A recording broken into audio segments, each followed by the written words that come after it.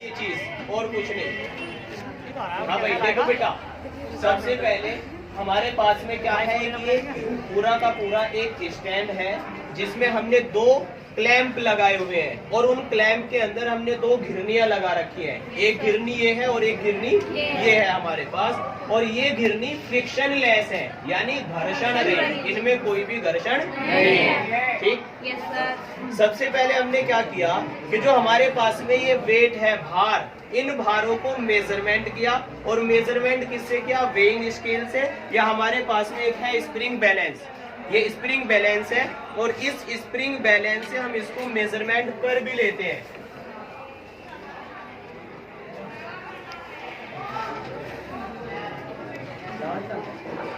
ये बेटा देखो, मेजरमेंट करने के लिए हमने क्या किया, सबसे पहले इसको एक साइड में जो हमारे पास स्प्रिंग का एक हुक है उसमें इसको लटकाया और देखा तो यहाँ ये हमारे पास 100 ग्राम है।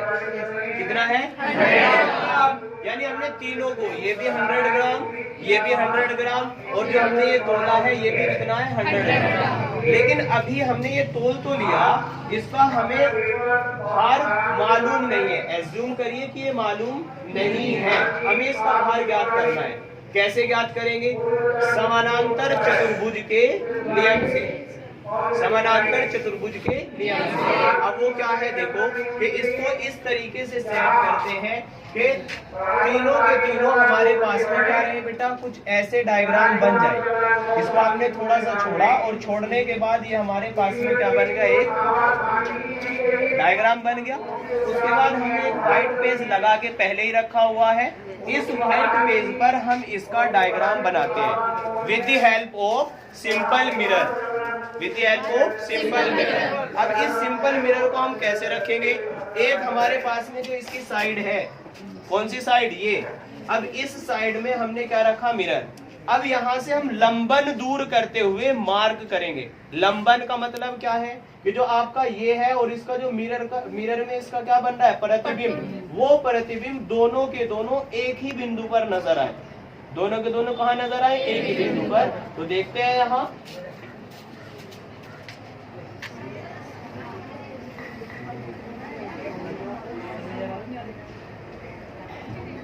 एक पॉइंट बेटा ये आ गया हमारा यहाँ और एक पॉइंट हमारा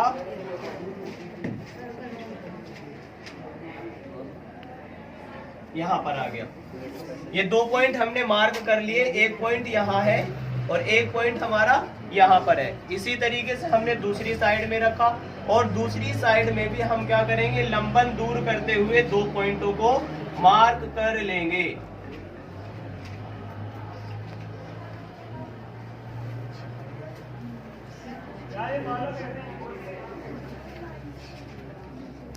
तीसरा वाला भी हम ऐसे ही बेटा कि नीचे वाले पे रखेंगे और इसको भी मार्क करेंगे।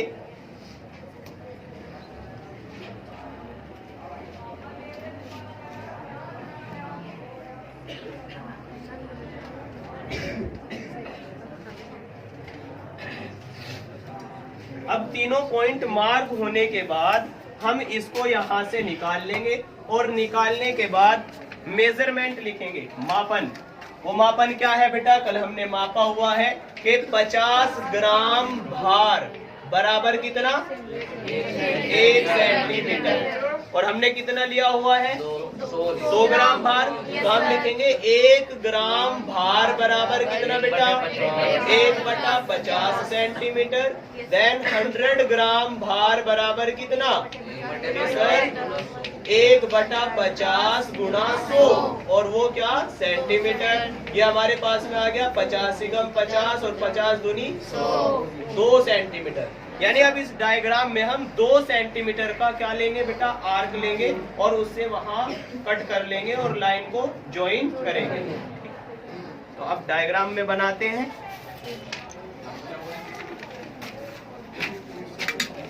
सबसे पहले देखो, ये दोनों पॉइंट हमने मार्क कर लिए और दोनों पॉइंट मार्क करने के बाद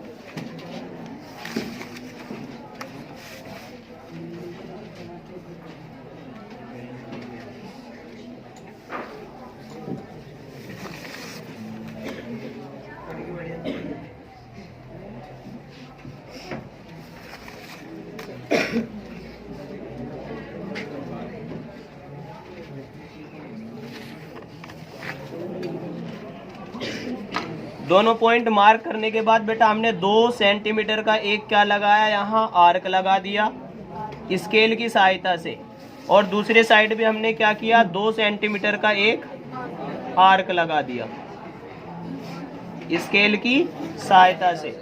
लेकिन अब हमारे पास में क्या है, एक कंपास है जिसको शायद हिंदी में प्रकार बोलते हैं। अब इस प्रकार में अपनी पेंसिल को हमने क्या किया बेटा, सेट किया, और सेट करने के बाद यहाँ हमने क्या किया बेटा, एक 2 सेंटीमीटर की डिस्टेंस अपने कंपास के अंदर ले ली बेटा।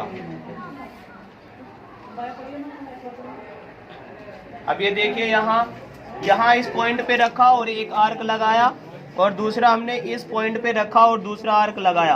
अब बेटा दोनों आर्क जहाँ इंटरसेक्ट कर रहे हैं उन सारे के सारे पॉइंटों को हमने आपस में ज्वाइन कर लिया।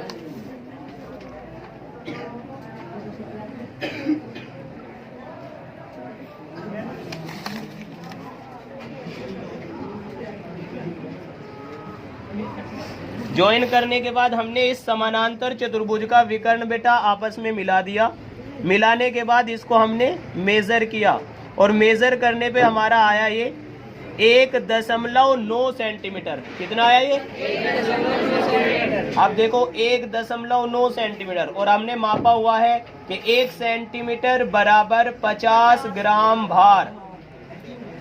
तो 1.9 सेंटीमीटर बराबर कितना बेटा, 50 गुणा 1.9, तो गुणा करेंगे तो 19 पंजे 95, तो आगे बेटा 950, यानी 95 ग्राम,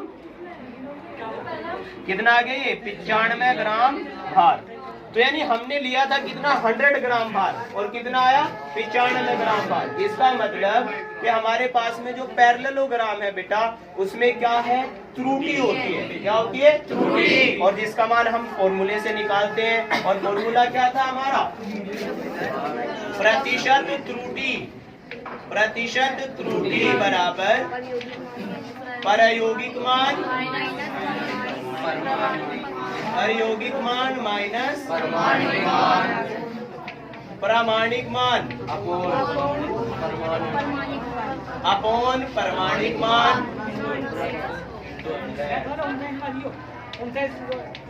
और गुणा कितना बेटा, 100।